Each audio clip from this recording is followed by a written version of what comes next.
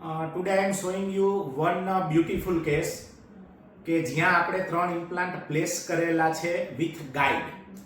Yes, તમે જોઈ શકો છો કે આ ગાઈડ પ્લેસ કરી છે.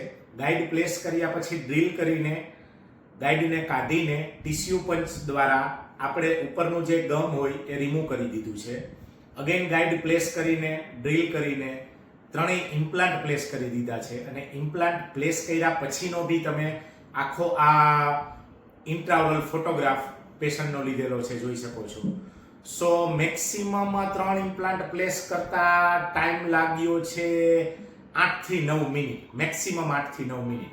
કારણ કે આખે આખું આ રીતનું પ્રી પ્લાન હોય છે. કઈ સાઇઝનો ઇમ્પ્લાન્ટ, કેટલો લેન્થનો, ડાયામીટરનો, એ આખું પ્રી પ્લાન હોય છે. So surgery is 100% too much smooth for doctors as well as patients. Thank you.